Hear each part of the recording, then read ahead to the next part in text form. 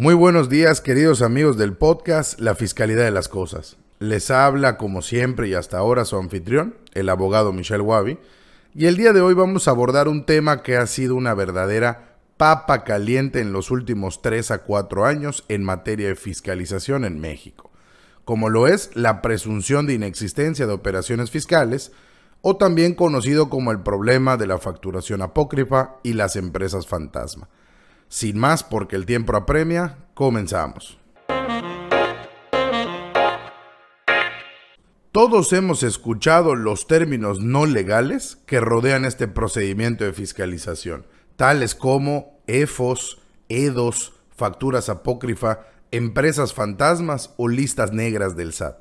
Pues hoy vamos a dedicarle nuestro episodio al famoso y temido artículo 69B del Código Fiscal de la Federación, para entender cómo la autoridad hacendaria lleva a cabo el procedimiento de presunción y determinación de inexistencia de las operaciones fiscales y sus consecuencias. Para iniciar, déjenme les cuento primero una breve historia. Hace un tiempo no muy lejano, y en una tierra cercana a los Estados Unidos de América, existían 3 hermanos que se dedicaban a cobrar la renta a los inquilinos que vivían en sus propiedades. Estos inquilinos tenían que pagar una renta mensual en base al dinero que ganaban, los gastos que tenían y las reparaciones que le hacían a la casa donde vivían. Entonces su pago iba variando mes con mes. Los 3 hermanos sospechaban que los inquilinos hacían lo posible para pagar lo menos que pudieran de renta. A veces los inquilinos inflaban los gastos, a veces decían que hicieron más reparaciones de las reales, y en otras ocasiones decían que tuvieron menos ingresos. El padre de los hermanos, al ver que sus hijos tenían problemas para cobrar esas rentas, de las que hay que decir le pasaban una pequeña parte, decidió empezar a enseñarles unas lecciones para que los inquilinos no se pasen de listo y paguen lo que les correspondía, quedando en cada hijo aplicarlo o no a sus inquilinos. Los hermanos que así lo desearon empezaron a adecuar sus reglas de cobro para obtener de los inquilinos la mayor cantidad de dinero posible. Y hasta aquí esta breve historia,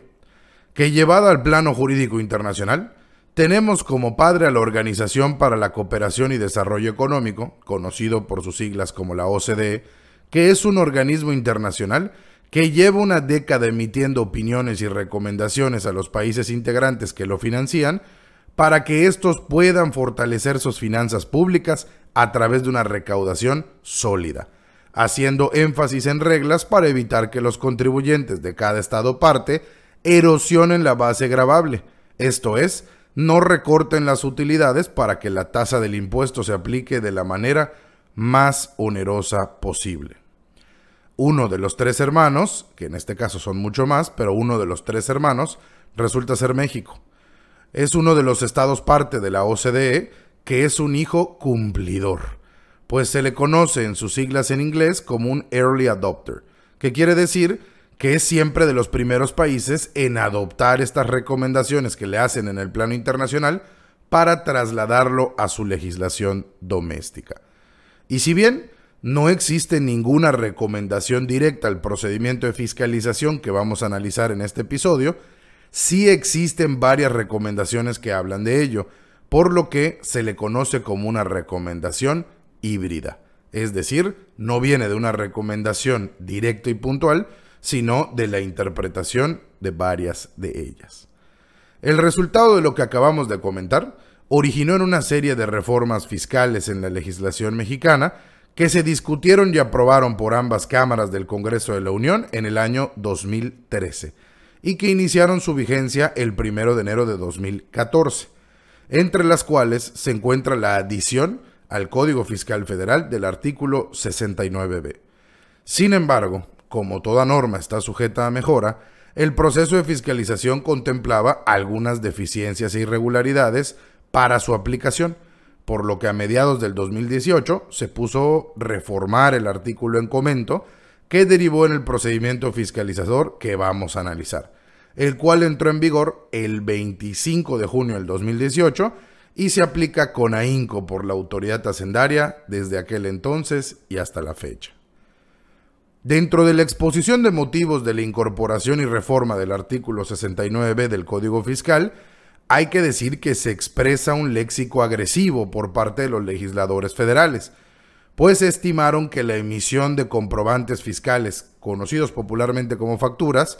se daban de manera organizada para inflar las deducciones que realizaban los contribuyentes mexicanos y de esa forma erosionar la base tributaria sobre la cual se aplican las tasas de IVA e ISR en su mayoría. Por lo cual se clasificó a dichas exposiciones como traficantes de comprobantes a las empresas que emitían facturas sin haber realizado los servicios o enajenado los bienes que en ellas se consagran. Y también se calificó en esas exposiciones de motivos como una práctica de evasión fiscal agresiva que requería acción contundente y persecución inmediata por parte del Servicio de Administración Tributaria. Y por ello, este procedimiento de fiscalización ha sido una herramienta recurrente para la autoridad hacendaria al momento de la recaudación de impuestos. Para iniciar el análisis del artículo 69, hay que entender primero qué es la presunción, ya que es la forma en la que se lleva a cabo este procedimiento en particular. La definición más clara de presunción en el ámbito jurídico dice que esta es la consideración o apreciación de una cosa que aparenta ser verdadera o real a partir de ciertas señales o indicios sin tener certeza completa de que realmente lo sea.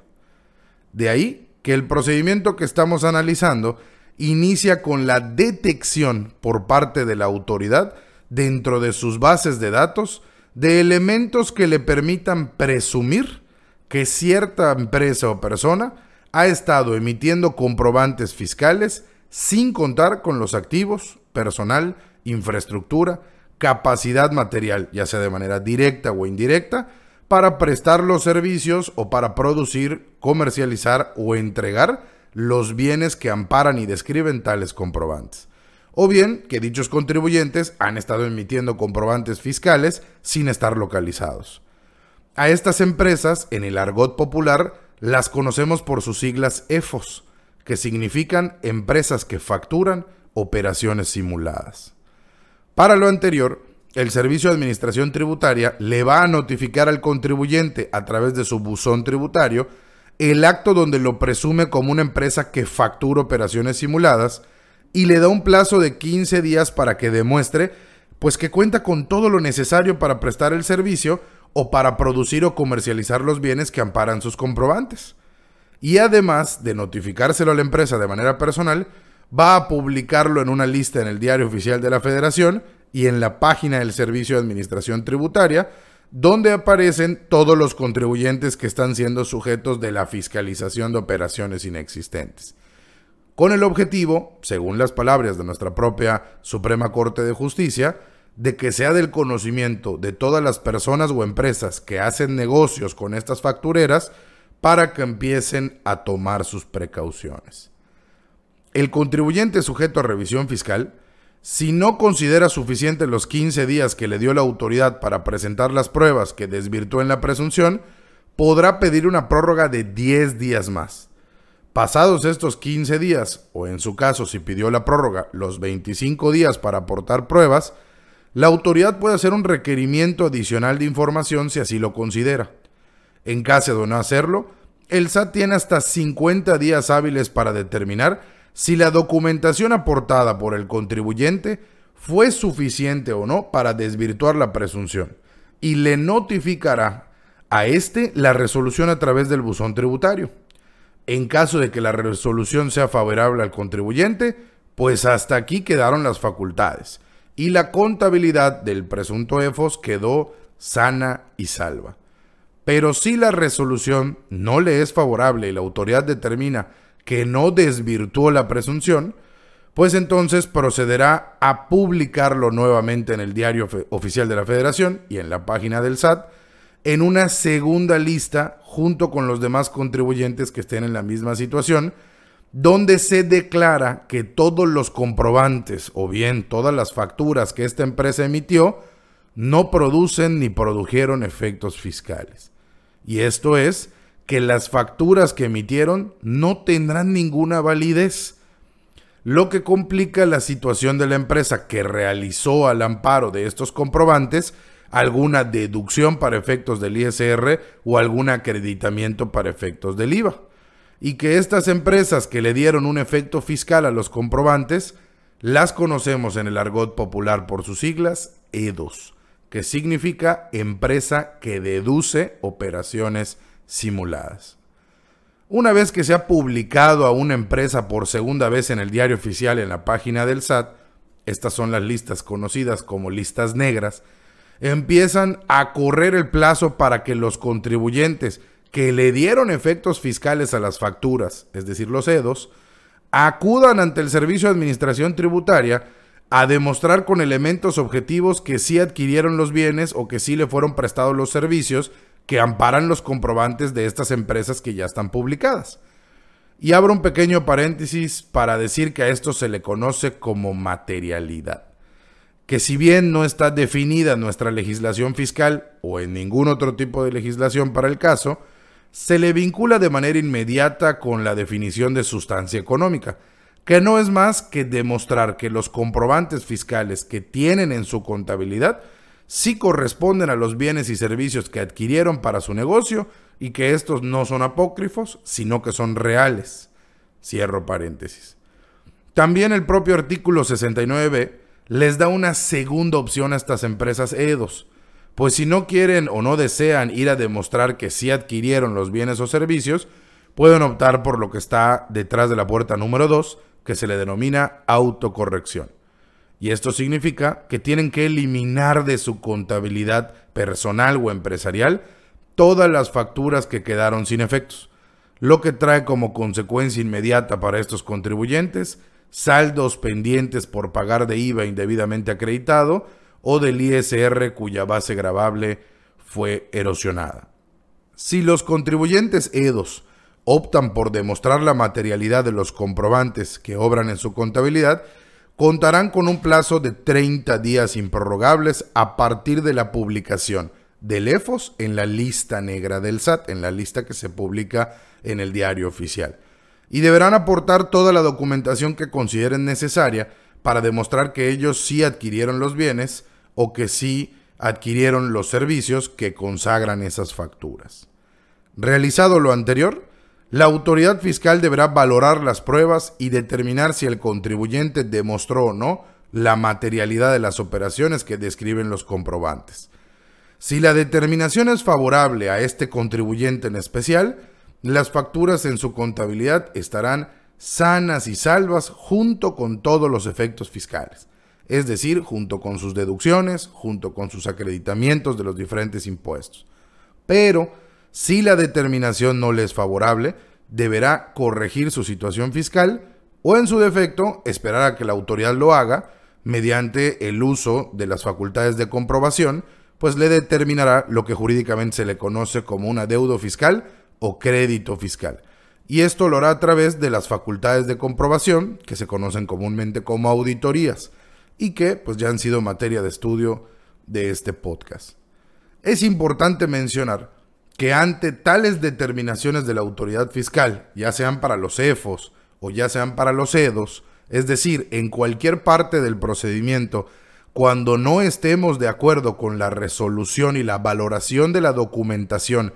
que hizo el Servicio de Administración Tributaria de las pruebas que aportamos, podemos instar todos los medios de defensa que también hemos visto en este podcast. Es decir, pueden acudir, y en este orden, al recurso de revocación optativo, que como ya hemos visto incluso podremos aportar más elementos de prueba, o instar directamente el juicio de nulidad federal, así como en su caso el amparo directo en materia fiscal. Y bueno, hasta aquí este resumen en palabras llanas, que espero nos haya permitido a todos entender lo que para muchos ha sido una historia de terror digna de este Día de Muertos. Es importante destacar que la autoridad ha estado utilizando este artículo 69b, el procedimiento establecido en este artículo, pues de manera cada vez más recurrente y de manera cada vez más agresiva. se ha convertido en una de las principales herramientas con la que construyen sus metas de fiscalización. Por lo que es muy importante alertar a la comunidad empresarial y a los defensores fiscales a que debemos estar en suma actualización en los casos prácticos, en los criterios jurisprudenciales que se han emitido, tanto el Tribunal Federal de Justicia Administrativa como la Suprema Corte de Justicia de la Nación constantemente han estado emitiendo criterios vinculantes unos, digamos precedentes otros, que no resultan ser del todo vinculantes, pero sí orientadores. Y tenemos que estar totalmente al día y totalmente al margen en este tema, ya que pues prácticamente desde el 2015 que empezaron los primeros juicios en contra de las primeras listas que salieron en el 2014, pues ha sido literalmente el target, ha sido el blanco sobre el cual, la diana sobre la cual trata de acertar el SAT al momento de realizar sus procedimientos de fiscalización. Y bueno, no me quiero despedir sin pues presumirles que en este podcast pues nos encontramos de manteles largos, pues estamos estrenando nuestra página web, lafiscalidadelascosas.com, donde encontrarán el contenido de todos nuestros episodios y todos los enlaces a nuestras publicaciones y a nuestras redes sociales. Muchísimas gracias y hasta la próxima.